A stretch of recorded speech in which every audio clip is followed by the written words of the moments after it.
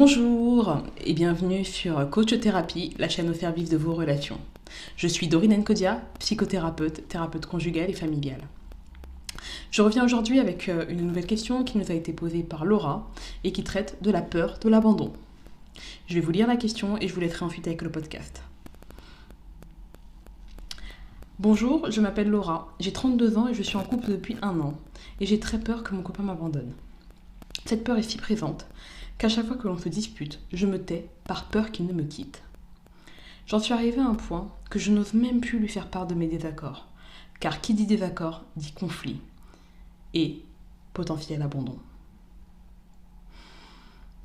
Merci à Laura pour votre question.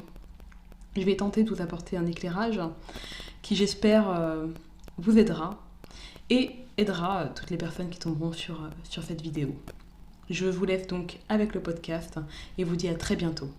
Si vous aussi vous avez vos questions, n'hésitez pas à nous les poser directement sur notre site internet que vous trouverez en barre d'infos.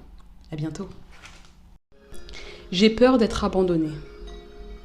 Elle est là, l'affirmation de Laura. Et il y a plusieurs choses que je distingue à travers celle-ci.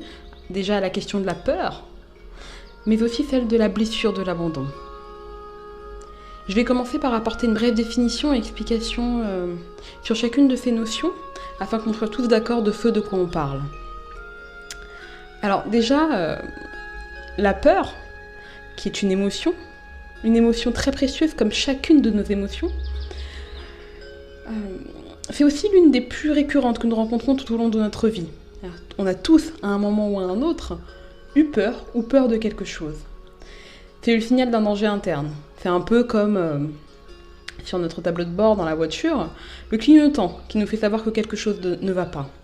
Et là, on parle plus de clignotant interne, qui vient nous dire qu'un ou plusieurs de nos besoins ne sont pas satisfaits. Comme par exemple le besoin de sécurité. Je développe la peur, car peut-être je ne me sens pas en sécurité, et ce qu'elle soit matérielle, affective, relationnelle ou autre. Je prends l'exemple du besoin de sécurité, mais ça peut être un tout autre besoin. En tout cas qui n'est pas satisfait, et qui vient se dire, se faire savoir, se faire connaître à travers le signal de la peur. Il est important de l'entendre, de l'accueillir, mais aussi et surtout de pouvoir le dépasser. Pour dépasser la peur, tout comme pour dépasser de manière générale les émotions dites désagréables ou négatives, il est de mon point de vue important de pouvoir déjà prendre conscience de cette émotion qui nous anime, et écouter la part de nous qui a peur. L'écouter en étant attentif à ce qu'elle veut nous dire, ce qu'elle veut nous enseigner, ce qui ne va pas, finalement, en interne. Ce n'est pas la peur qui décide, ce n'est pas la peur qui contrôle. Elle ne peut pas prendre toute la place. Donc l'écouter ne veut pas dire qu'on va lui laisser la place pour nous dominer, mais plutôt l'écouter en ayant l'idée qu'elle peut nous permettre de comprendre ce qui se passe en nous, d'ajuster le comportement et ensuite de pouvoir la dépasser. Donc pour clarifier le besoin insatisfait qui s'exprime à travers ce signal, je propose qu'on aille aussi du côté de l'abandon et ensuite on fera un lien entre les deux. Alors l'abandon... Alors déjà, qu'est-ce que ça veut dire, l'abandon ?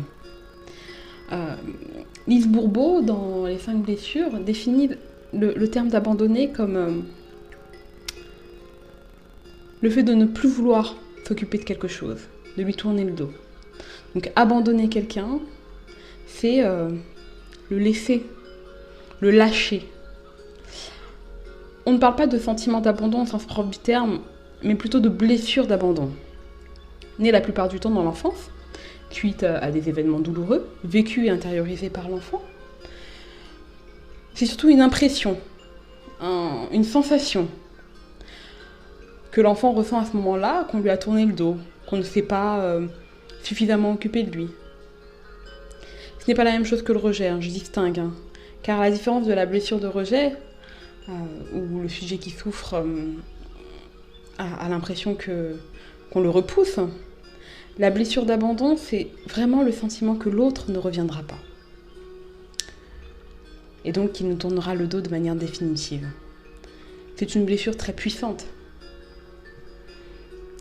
À prendre en compte et à essayer de comprendre qu'est-ce qui fait que je ressens ça, qu'est-ce qui s'est passé dans mon histoire qui fait que à un moment donné, j'ai eu l'impression qu'on me laissait, qu'on me tournait le dos, qu'on ne se préoccupait pas de moi. Pour en revenir à la situation de Laura, maintenant qu'on a brièvement évoqué les notions de peur et d'abandon, j'ai envie de vous inviter, Laura, à réfléchir à quelle autre situation vous avez pu vivre dans votre enfance, dans votre passé. Vous avez pu vivre cette sensation d'abandon. Sans doute que ça vous renvoie éventuellement à quelque chose que vous avez vécu étant enfant ou dans votre parcours de vie. Le fait de l'identifier permettra, en tout cas je l'espère, de voir ce qui est réactivé aujourd'hui dans votre relation de couple.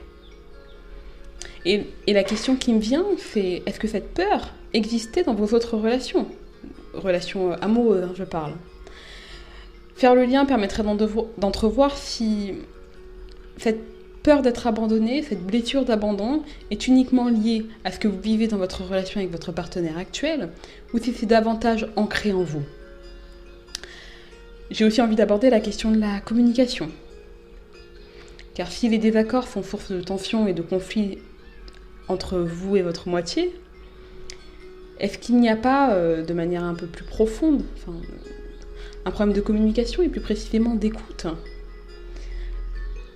Si je ne me sens pas écoutée et accueillie, alors je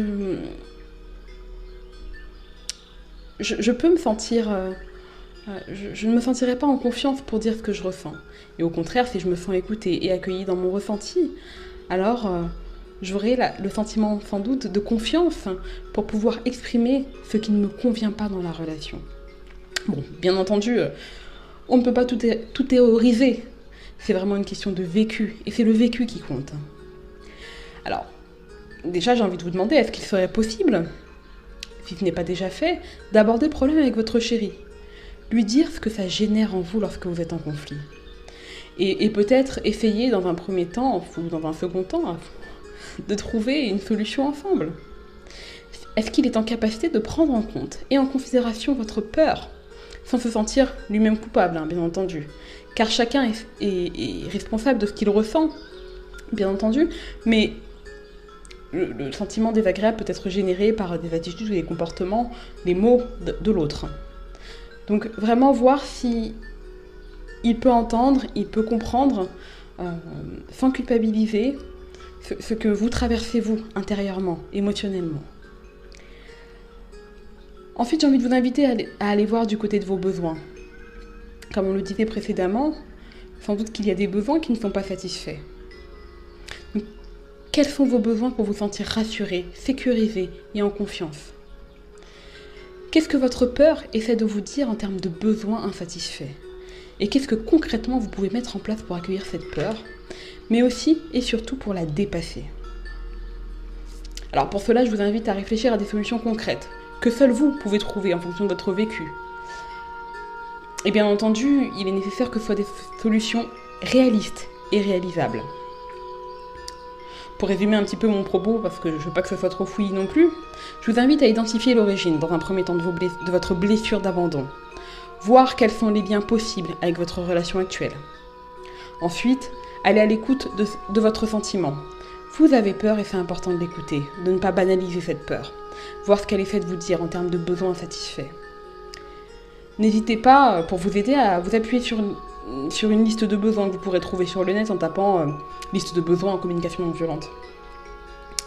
Enfin, une fois que vous aurez identifié vos besoins, je vous invite à prendre une feuille et un stylo et à essayer de trouver des stratégies qui pourront vous permettre de satisfaire ces besoins. Par exemple, si vous identifiez le besoin d'être rassuré, est-ce que vous pouvez vous répéter une phrase, par exemple, à chaque fois que la peur surgit, qui peut être rassurante pour vous ? Je dis n'importe quoi, mais par exemple, là, vous êtes en tension avec votre partenaire, vous vous sentez en insécurité, vous avez peur qu'il vous quitte. Est-ce que vous pourriez avoir une phrase qui vous dit à ce moment-là, c'est ma peur, il ne va pas m'abandonner, ou alors éventuellement faire une demande concrète à votre partenaire. Là, en lui expliquant, là, tu vois, j'ai peur que tu partes. Ou j'ai peur que ce conflit génère la rupture de notre relation. Est-ce que tu peux me rassurer sur le fait que si je dis ce que je pense et ressens, ça ne mettra pas un terme à notre relation ? Encore une fois, le conflit est constructeur. il peut en tout cas être constructeur quand il est, quand on le vit de cette manière, quand on le vit comme un levier pour trouver des solutions, pour améliorer la relation. Bon, voilà, je vais essayer de ne pas m'éterniser. J'espère avoir pu vous apporter à minima un éclairage, à vous Laura, et à d'autres qui nous écoutent. Si ce podcast a été aidant pour vous, n'hésitez pas à laisser un commentaire ou à le partager. Et vous pouvez aussi, à votre tour, envoyer vos questionnements, vos interrogations, en remplissant le formulaire que vous trouverez sur notre site internet conseilcoachtherapie.fr. Au plaisir d'échanger avec vous.